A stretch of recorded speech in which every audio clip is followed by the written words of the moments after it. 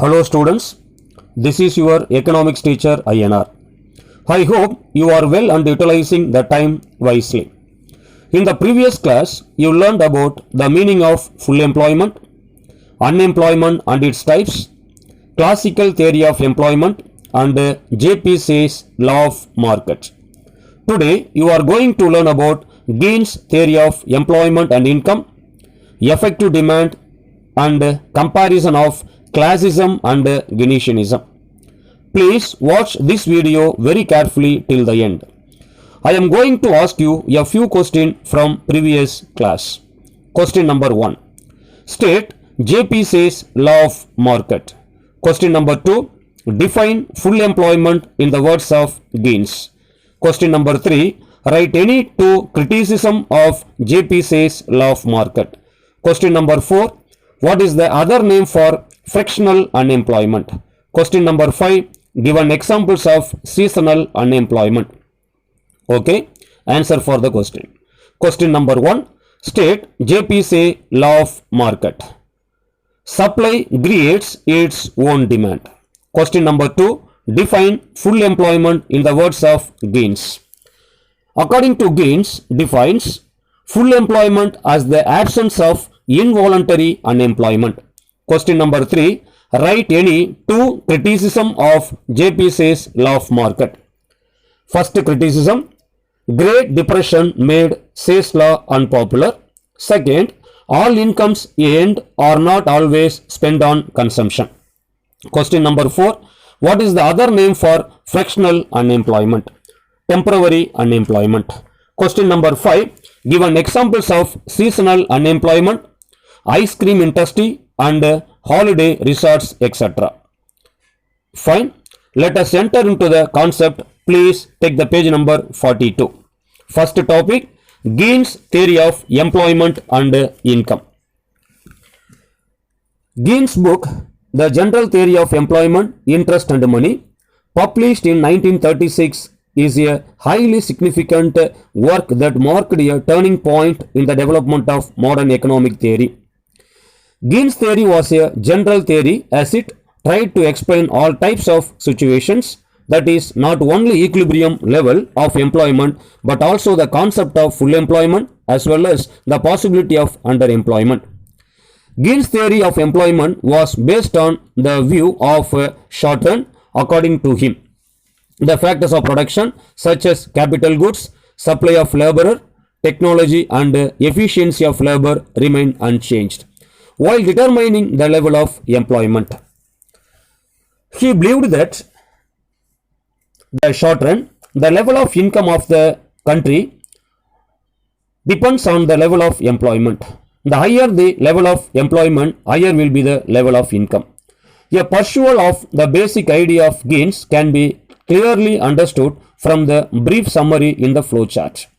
Total income depends on total employment, which depends on effective demand, which in turn depend on consumption expenditure and investment expenditure. Consumption depends on income and the propensity to consume. Investment depends upon the marginal efficiency of capital and the rate of interest. See the flow chart.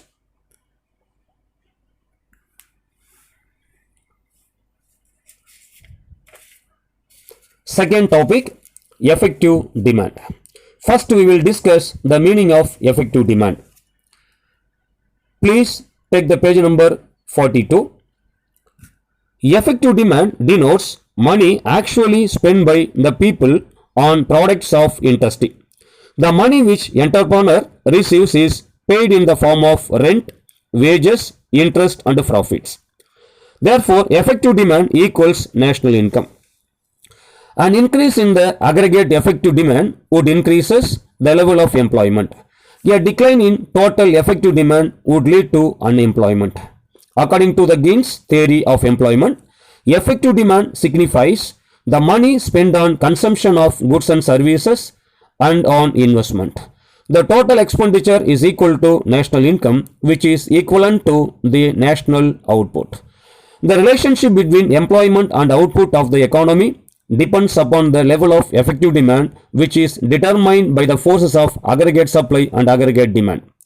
Algebraically, it may be expressed as under ED is equal to Y is equal to C plus I is equal to output is equal to employment.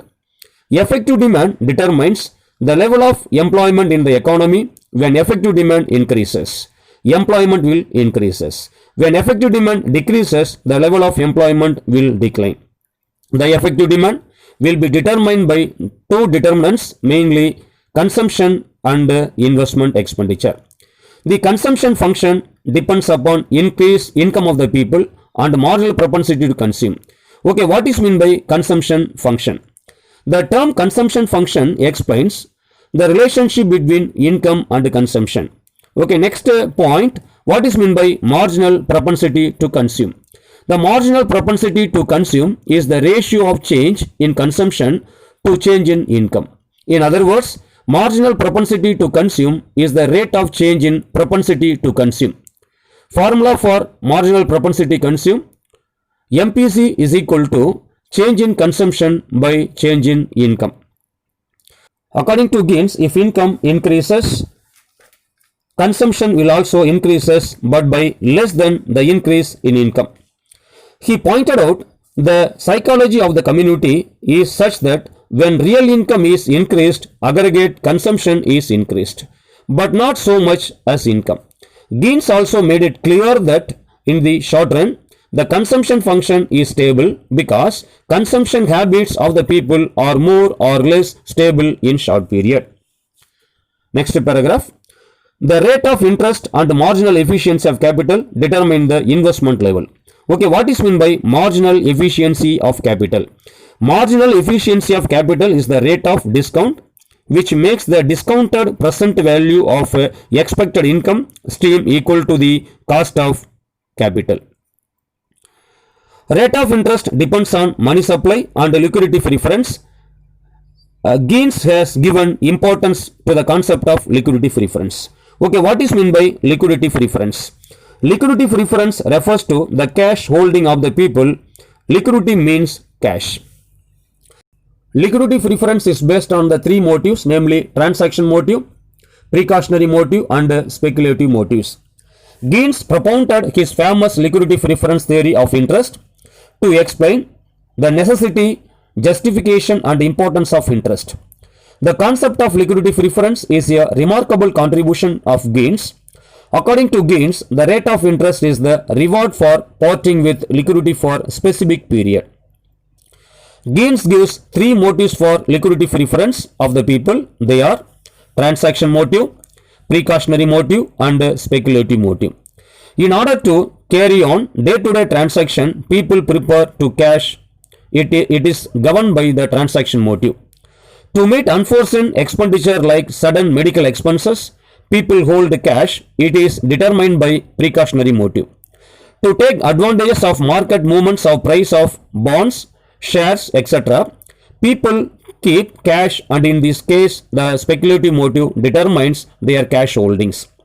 Speculative motive refers to object of securing profit from knowing better than the market what is the future will bring forth. Secondly, you are going to learn about aggregate demand function. In the Keynesian models, output is determined mainly by aggregate demand.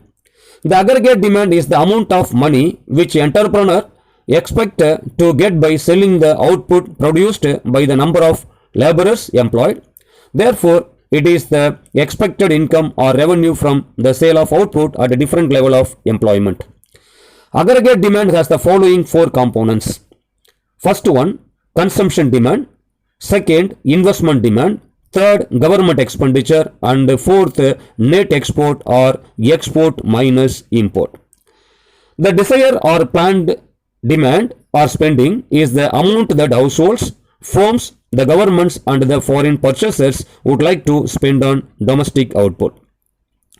Thus, the desired spending is called aggregate spending demand and can be expressed as AD is equal to C plus I plus G plus X minus M. In figure 3.1, the horizontal axis shows employment indicated by X. The vertical axis shows aggregate demand indicated by Y. This diagram explains when aggregate demand rises, rise in employment and vice versa. Again, this diagram explains that aggregate demand increases or decreases with an increase or decrease in the volume of employment. Aggregate demand curve increase at an increasing rate in the beginning and then increases at a decreasing rate. This shows that an income increases owing to increase in the employment, expenditure of the economy increasing at a decreasing rate. Next, we will discuss the aggregate supply function. Please take the page number 44.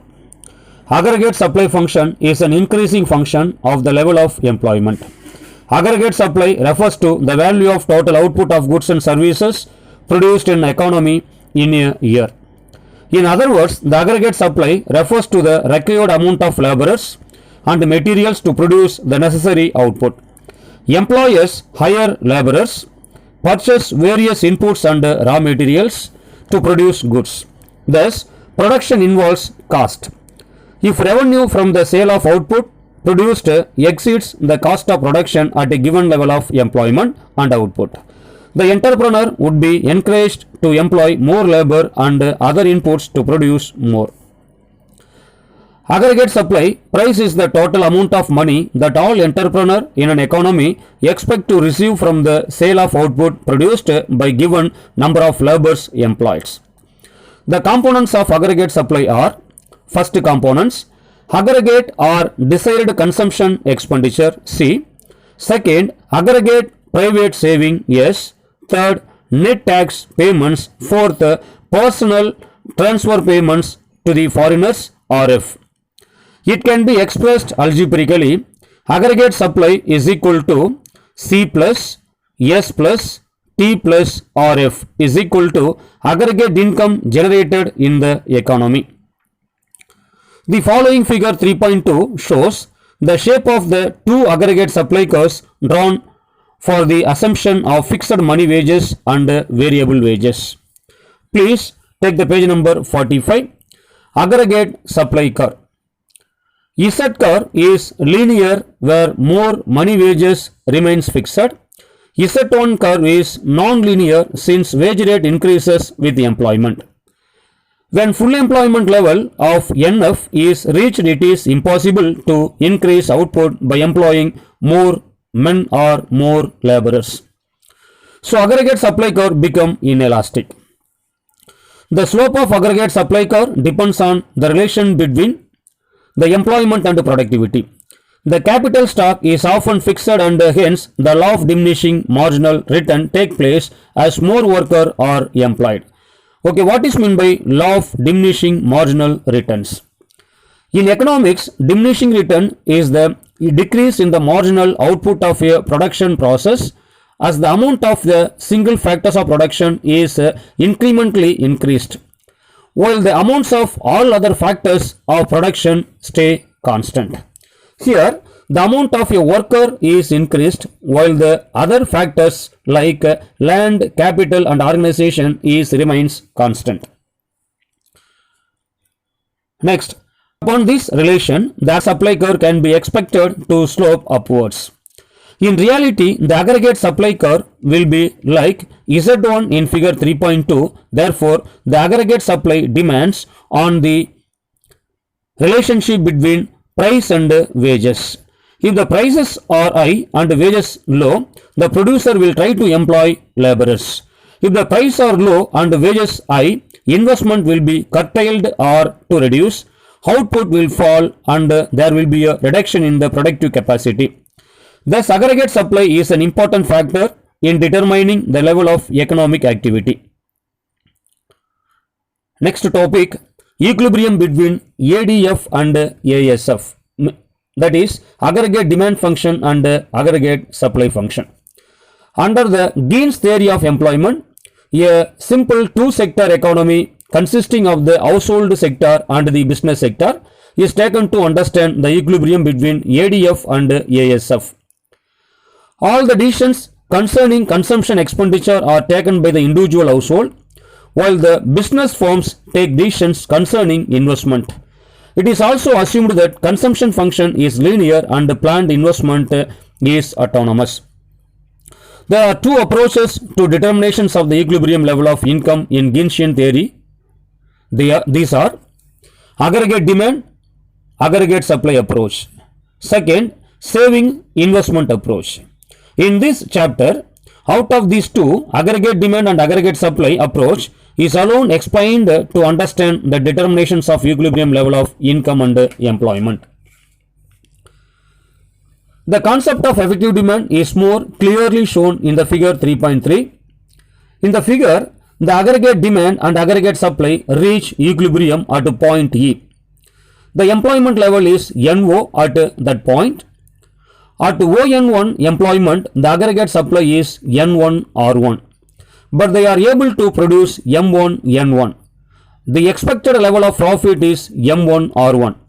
To attain this level of profit, entrepreneur will employ more laborers. The tendency to employ more labor will stop once they reach at point E. At all levels of employment beyond ONO, the aggregate demand curve is below aggregate supply curve, indicating loss to the producers. Hence, they will never employ more than ONO labor. Thus, effective demand concept became a crucial point in determining the equilibrium level of output in the capitalist economy or a free market economy or laissez-faire economy in the Keynesian system. Lastly, comparison of classism and Keynesianism. Please take the page number 46. This table shows comparisons of classism and Keynesianism. First comparison of classism and Keynesianism: short run equilibrium, long run equilibrium. Second comparison: saving is a vice, saving is a social virtue.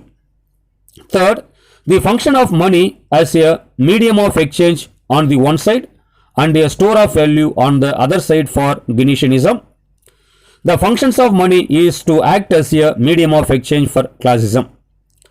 Fourth comparison: macro approach to national problem for Keynesianism, micro foundation to macro problem for Keynesianism.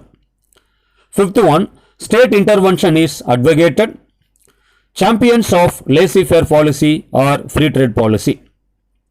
Sixth comparison: applicable to all situation, full employment and less than full employment prevails. Then classism, applicable only to the full employment situation. Seventh comparison: capitalism has inheritance contradictions.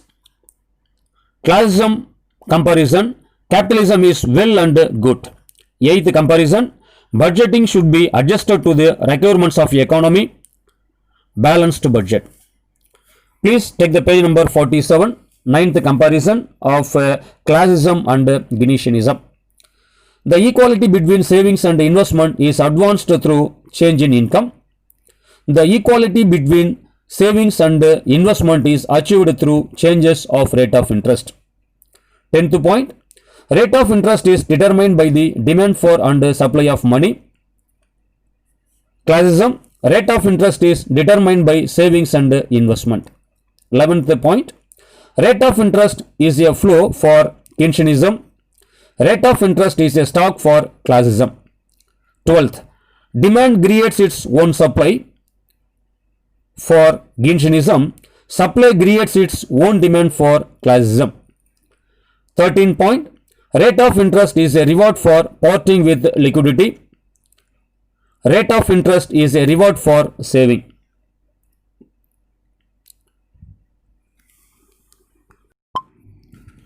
That's all for today. We will continue in the next class. Finish the assignment by clicking the link below. Thank you very much. That's all for today. We will continue in the next class. Finish the assignment by clicking the link below. Thank you very much.